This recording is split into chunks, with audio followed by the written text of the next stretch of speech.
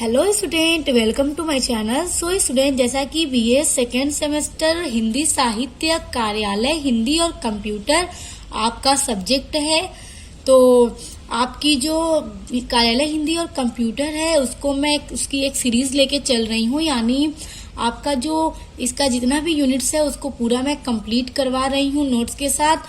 और आपके यूनिट 1 का ही आज हम देख रहे हैं एक टॉपिक। और आपके यूनिट 1 पर लगभग मैं 4 वीडियोस अपलोड कर चुकी हूँ, जिसमें आपकी यूनिट 1 लगभग पूरी कंप्लीट हो गई है। नोट्स के साथ मैंने पूरा करा दिया है। तो आपके यूनिट 1 का ही एक टॉपिक बच गया था, कार्यालय हिंदी की संभावनाएं, जिसको आज की वीडियो में हम पढ़ने वाले हैं। और स्टूडेंट्स, आपके कार्यालय हिंदी और कंप्यूटर का जितना भी यूनिट्स हैं, टोटल 8 यूनिट हैं आपकी, वो पूरा मैं कंप्लीट कराऊंगी। तो अपने पूरी यूनिट्स को पढ़ने के लिए आप मेरे चैनल को सब्सक्राइब करके बेल आइकन को प्रेस कर लीजिए, ताकि जब भी आपके इम्पॉर्टेंट वीडियो आए तो आपको सबसे पहले देखने को मिले। और मैं इसी के साथ साथ आपको इसका इम्पॉर्टेंट एमसीक्यू क्वेश्चंस भी बताऊंगी और उसी के साथ साथ इम्पॉर्टेंट क्वेश्चंस भी बताऊंगी, जो ऐसे जिस तरह से क्वेश्चंस एग्जाम में पूछे जाएंगे आपसे। तो उस सब के लिए आप मेरे चैनल को सब्सक्राइब करके बेल आइकन को प्रेस कर लीजिए और अपने फ्रेंड्स ग्रुप में भी शेयर कर दीजिएगा। तो चलिए स्टार्ट करते हैं। कार्यालय हिंदी की संभावनाएं, यानी कि जो कार्यालय हिंदी है उसकी क्या क्या संभावनाएं हो सकती हैं स्टूडेंट्स। तो देखिए, पहला पॉइंट है, संवैधानिक प्रावधानों के अनेक उपबंधों द्वारा राजभाषा हिंदी को नियंत्रित करना।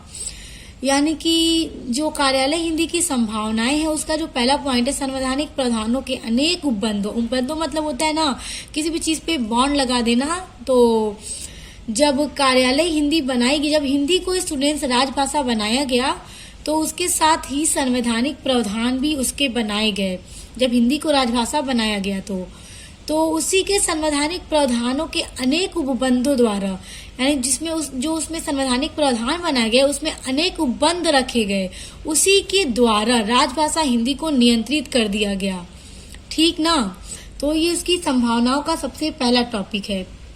तो दूसरा देखिए, अनेक राज्यों के विधान मंडलों द्वारा राजनीतिक इच्छा शक्ति न होने के चलते इसका प्रयोग क्षेत्र अत्यंत सीमित है। तो स्टूडेंट्स, ये बहुत ही इम्पोर्टेंट है। देखिए, अनेक राज्यों के विधान मंडलों द्वारा राजनीतिक इच्छा शक्ति न होने के कारण। तो देखिए स्टूडेंट्स, भारत इतना बड़ा राष्ट्र है और इसमें जितने भी स्टेट्स हैं, जितने भी राज्य हैं, सभी राज्यों में हिंदी भाषा नहीं बोली जाती। देखिए, उत्तर भारत में तो हिंदी भाषा बोली जाती है। उसके अलावा अगर आप देखें साउथ इंडिया में, या फिर आप देखें पंजाब है, गुजरात है, अलग अलग जो भी राज्य हैं, तो पंजाब में अगर आप देखें तो हिंदी नहीं बोली जाती, वहाँ पे पंजाबी बोली जाती है।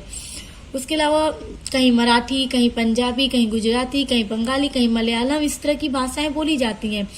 तो वही कहने का मतलब है कि राजनीतिक इच्छा शक्ति न होने के चलते इसका प्रयोग क्षेत्र अत्यंत सीमित है। यानी हिंदी का जो क्षेत्र है वो बहुत ही ज्यादा सीमित है, लिमिटेड है, एक जगह है, पूरे भारत में नहीं बोली जाती, नहीं समझी जाती। उसके बाद नेक्स्ट पॉइंट है, वर्तमान दौर में हिंदी पट्टी के क्षेत्रों में भी हिंदी राजभाषा के रूप में न तो सम्मान अर्जित कर सकी और न ही लोगों की रुचि पैदा कर सकी, या न ही लोगों में रुचि पैदा कर सकी। तो यहाँ स्टूडेंट सकी रहेगा ना, न ही लोगों में रुचि पैदा कर सकी। तो स्टूडेंट देखिए, हिंदी की ना संभावनाओं में ये एक बहुत ही इम्पोर्टेंट संभावना है। देखिए, वर्तमान दौर में हिंदी पट्टी के क्षेत्रों में भी हिंदी राजभाषा के रूप में न तो सम्मान अर्जित कर सकी। यानी हिंदी तो हमारे राष्ट्र की राजभाषा है ही, लेकिन एक राजभाषा की तरह, एक राजभाषा के रूप में ये उतना सम्मान अर्जित न कर सकी। सम्मान अर्जित करने से मतलब स्टूडेंट यह हुआ कि उतनी रेस्पेक्ट अर्न न कर सकी, एक राजभाषा के रूप में उतनी रेस्पेक्ट अर्न न कर सकी और न ही लोगों में रुचि पैदा कर सकी। तो देखिए स्टूडेंट, सम्मान अर्जित तभी हो पाएगा जब पूरे भारत में हिंदी भाषा बोली जाएगी, समझी जाएगी। तो अभी हमने ऊपर पढ़ा कि पूरे राज्यों में हिंदी भाषा नहीं बोली जाती, कहीं पे एकदम हिंदी समझी ही नहीं जाती, अभी हमारे भारत में ही। तो अगर पूरे भारत में हिंदी भाषा को बोला जाए तो हिंदी भाषा को राजभाषा के रूप में बहुत ज्यादा सम्मान मिल जाएगा, और ऐसा होना भी चाहिए स्टूडेंट्स। और न ही लोगों में रुचि पैदा कर सकी। और देखिए, आज के टाइम में, आज के प्रेजेंट टाइम में देखें तो लोग इंग्लिश को ज्यादा महत्व देते हैं, इंग्लिश को समझना, पढ़ना, कि हमें इंग्लिश बोलना आ जाए। तो इंग्लिश अपने लोगों में बहुत ज्यादा अपनी रुचि पैदा कर ली है। लोगों को इंटरेस्ट है तो इंग्लिश में है, हिंदी में नहीं। तो इसी वजह से हिंदी को उतना सम्मान नहीं मिल सका एक राजभाषा के रूप में, क्योंकि वो लोगों में उतना इंटरेस्ट ही पैदा ना कर सकी। लोग उतना हिंदी नहीं सीखना चाहते जितना इंग्लिश को सीखना चाहते हैं। तो ये कार्यालय हिंदी की संभावनाएं भी हैं स्टूडेंट्स। देखिए स्टूडेंट्स, तकनीकी के आगमन के पश्चात सोशल मीडिया के द्वारा हिंदी को वैश्विक स्तर पर नई पहचान मिली। नई है ये, नई पहचान मिली।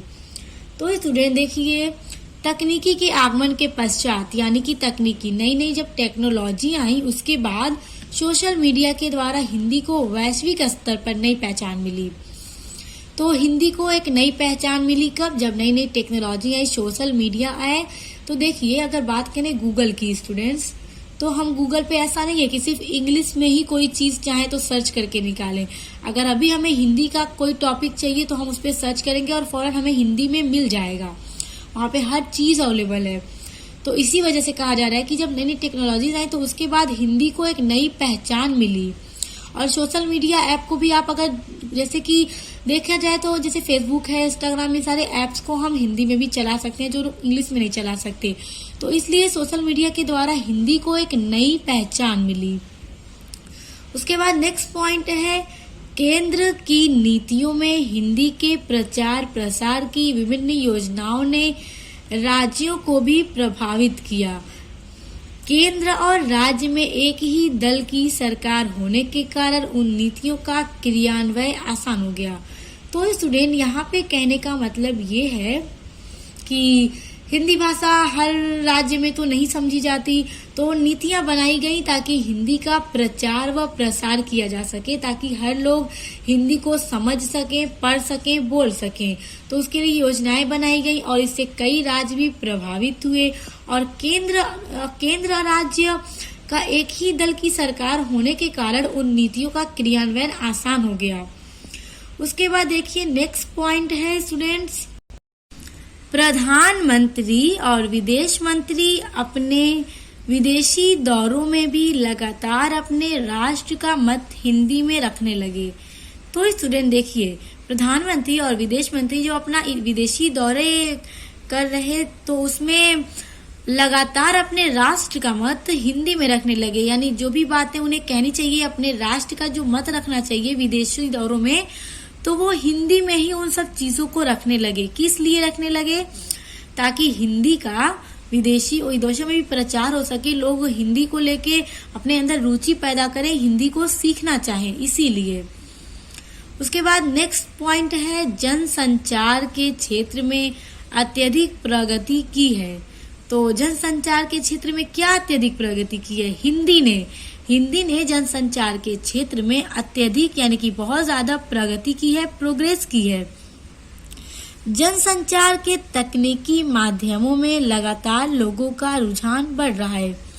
तो स्टूडेंट, कहने का मतलब ये है कि धीरे धीरे नई नई तकनीकों के वजह से लगातार लोगों में हिंदी को लेकर रुझान बढ़ रहा है और जनसंचार के क्षेत्र में इसने बहुत ज्यादा प्रोग्रेस किया है। क्योंकि देखा जाए तो न्यूज़पेपर वगैरह भी हिंदी में छपकर आते हैं और लोग उसे पढ़ते भी हैं। उसके बाद स्टूडेंट्स, नेक्स्ट पॉइंट है, इलेक्ट्रॉनिक मीडिया में हिंदी का वर्चस्व निरंतर बढ़ता चला जा रहा है। तो जो इलेक्ट्रॉनिक मीडिया है स्टूडेंट्स, उसमें भी जो हिंदी का वर्चस्व है निरंतर बढ़ता चला जा रहा है। उसके बाद देखिए, नेक्स्ट पॉइंट है, वैश्वीकरण के कारण हिंदी भाषा भारत से निकलकर विश्व के अन्य देशों को अपनी तरफ आकर्षित करती है। तो सबसे पहले देखिए, वैश्वीकरण क्या होता है स्टूडेंट, इसको समझिए पहले, उसके बाद इस पॉइंट को आप समझेंगे। वैश्वीकरण होता है ग्लोबलाइजेशन। वैश्वीकरण को इंग्लिश में ग्लोबलाइजेशन कहा जाता है। तो वैश्वीकरण के कारण यानी ग्लोबलाइजेशन की वजह से, तो स्टूडेंट सबसे पहले बात करते हैं ग्लोबलाइजेशन क्या है, इसको समझिए। देखिए, पहले जमाने में क्या होता था कि लोग एक देश से दूसरे देश में माल नहीं बेच सकते थे, वहां से चीजों को खरीद नहीं सकते थे। मगर अब देखिए तो अंतरराष्ट्रीय स्तर पर भी बिजनेस किया जा रहा है। अंतरराष्ट्रीय स्तर का मतलब इंटरनेशनल, यानी कि हम यहाँ रह रहे हैं, इंडिया में रह रहे हैं हम, तो अगर आप मान लीजिए कोई प्रोडक्ट बनाते हैं, कोई भी प्रोडक्ट बनाते हैं आप, मान लीजिए अगर आपका कोई क्रीम का फैक्ट्री है और आप कोई अच्छी सी क्रीम बनाते हैं और आपको अपने क्रीम का एडवर्टाइजमेंट यानी कि प्रचार मतलब दूसरे देशों में करना है, तो आप ग्लोबलाइजेशन की वजह से ही अपने क्रीम का प्रचार दूसरे देशों में कर सकते हैं, ताकि वहाँ के लोग भी आपके प्रोडक्ट से इंट्रोड्यूस हों, परिचित हों, आपके प्रोडक्ट को जानें। इससे क्या होगा कि आप अपना बिजनेस ग्लोबलाइजेशन कर सकते हैं, यानी अपने देश की सीमाओं से बाहर भी आप चीज़ों को बेच सकते हैं, खरीद सकते हैं, सेवाएं दे सकते हैं, ले सकते हैं। तो वही होता है ग्लोबलाइजेशन। तो बहुत पहले ये सब कुछ नहीं था, टेक्नोलॉजी के बढ़ते अब ये सब कुछ बहुत ज़्यादा इजी हो गया है। तो वही देखिए, वैश्वीकरण के कारण हिंदी भाषा भारत से निकलकर, तो सिर्फ वैश्वीकरण के कारण ही ये पॉसिबल हुआ है स्टूडेंट, कि जो हिंदी हमारी राजभाषा है वो हमारे देश भारत से निकलकर विश्व के अन्य देशों को, यानी विश्व के दूसरे देशों को भी, दुनिया के दूसरी कंट्रीज को भी अपनी तरफ आकर्षित करती है। विश्व के 150 से अधिक देशों में हिंदी का पठन पाठन हो रहा है, यानी कि विश्व के यानी दुनिया के 150 से भी ज्यादा देशों में हिंदी का पठन पाठन हो रहा है, ताकि वहाँ के लोग भी हिंदी को पढ़ना चाहते हैं, समझना चाहते हैं, बोलना चाहते हैं, इसलिए वहाँ भी हिंदी को पढ़ाया जा रहा है, सिखाया जा रहा है। उसके बाद नेक्स्ट पॉइंट है, आपका ये लास्ट पॉइंट है, अंतर्राष्ट्रीय व राष्ट्रीय स्तर पर विज्ञापन के लिए हिंदी भाषा का प्रयोग हो रहा है। तो देखिए स्टूडेंट, अभी मैंने ये आपको समझाया कि अंतर्राष्ट्रीय व राष्ट्रीय स्तर पर यानी इंटरनेशनल और नेशनल दोनों ही स्तर पर विज्ञापन यानी एडवर्टाइजमेंट के लिए हिंदी भाषा का प्रयोग हो रहा है। यानी किसी भी चीज को आपको प्रचार करना है, एडवर्टाइजमेंट करना है किसी भी चीज का, तो वो अंतर्राष्ट्रीय व राष्ट्रीय दोनों ही स्तर पर हिंदी भाषा में किया जा रहा है। तो हिंदी भाषा का प्रयोग बहुत तेजी से किया जा रहा है। तो यही है कार्यालय हिंदी की संभावनाएं।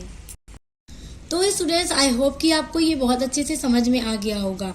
तो अपने कार्यालय हिंदी और कंप्यूटर की ऑल यूनिट्स को पढ़ने के लिए आप मेरे चैनल से जुड़ जाइए, और अपने बीए के ऑल सब्जेक्ट्स को यानी किसी भी सब्जेक्ट को पढ़ने के लिए आप मेरे चैनल पर उसको पढ़ सकते हैं। अगर कोई ऐसा सब्जेक्ट या टॉपिक ऐसा हो जो आपको मेरे चैनल पर न मिले, तो आप मुझे कमेंट करके भी बता सकते हैं, टॉपिक का अपना कमेंट कर दीजिएगा। तो मैं पूरी कोशिश करूंगी कि आपको वो टॉपिक्स की वीडियो अपलोड करूं आपके लिए। तो इसके लिए आप इस चैनल को सब्सक्राइब करके बेल आइकन को प्रेस कर लीजिए। तो अब मिलते हैं नेक्स्ट वीडियो के साथ।